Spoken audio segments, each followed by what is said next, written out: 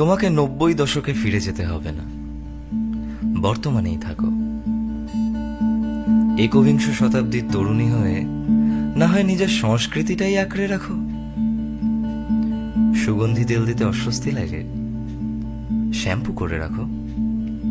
শুধু ওই বিচ্ছিরি মেকআপের পেছনে না ছুটে যেমনটা উপরওয়ালা দিয়েছেন সেটা নিয়েই সন্তুষ্ট থাকো। বেশি হলে না হয় চোখের নিচে একটু কাজল দিও আর কপালে টিপ। মোবাইল ফোনের যুগে ল্যান্ড ফোনে ফিরে যেতে হবে না, শুধু মোবাইলটা হাতে একটু কম রেখো। সেলফিটা কম তুলে আয়নার সামনে না হয় কয়েক মিনিট বেশিই থেকো। বিশেষ দিনের শাড়ি এখনো পরো, সেই দিনগুলো না হয় একটু বাড়িয়ে নাও। শাড়িতে যদি পড়ে যাওয়ার ভয় থাকে তাহলে সালোয়ার কামিজ পরো, তবু ওই পশ্চিমা পোশাকের মধ্যে কম ঢোকো। বন্ধু বান্ধব যেগুলো আছে সেগুলো নিয়ে শুধু ওই রেস্টুরেন্টের মধ্যে কম যেও। ক্যাম্পাসের কোনো এক গাছতলায় বসে আড্ডা হতেই পারে, সিঙ্গারা খাওয়া যেতেই পারে। আড্ডাটা না হয় বন্ধ দরজার বাইরে খোলা বাতাসেই হতে পারে, খালি গলায় গানও ধরা যেতে পারে। প্রেমিক এখনো আছে, শুধু সঠিক মানুষটাকে খুঁজে নিও, না পেলে অপেক্ষা করো। ভিডিও কলে কথাটা না হয় একটু কম বলো, রুম ডেটের মতো বিদেশি শব্দ না হয় ভুলে যাও।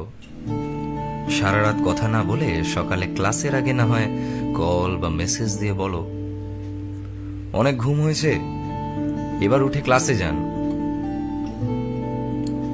অবসরে চায়ের কাপ হাতে নিয়ে সুনীল কিংবা শীর্ষেন্দুর বই যদি নাও পড়ো, অন্তত হুমায়ুন আহমেদের বইটা পড়ো।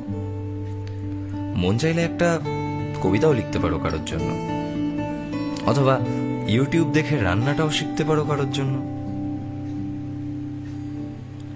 বিশ্বাস করো, বিকেলে সাদা নীল আকাশ এখনো দেখা যায়। সময় নিয়ে মাঝে মাঝে একটু তাকাও, তোমার ঘরের চার দেয়ালের বাইরে আকাশটা কিন্তু এখনো বিশালই আছে। তুমি একবিংশ শতাব্দীর তরুণী হয়ে থাকো। রাত্রিতে মাঝে মাঝে বাতি নিভিয়ে বারান্দায় হেলান দিয়ে ব্যস্ত নগরীর গাড়িগুলোর আনাগোনা দেখো। পূর্ণিমাতে চাঁদের খোঁজ রাখো, দেয়ালের আড়ালে জ্যোৎস্না দেখো। রাত্রিবেলায় ঘুমোতে না পেরে হেমন্ত মুখোপাধ্যায় কিংবা রবীন্দ্র শুনে ঘুমিয়ে পড়তে পারো। শুধু নিজেকে একাকিত্বের অতুল গহ্বরে হারিয়ে ফেলো না এই নীল সাদার দুনিয়ায়। তুমি বর্তমানেই থাকো, তোমাতে থাকো, তোমার অস্তিত্বে থাকো। তুমি বর্তমানেই থাকো।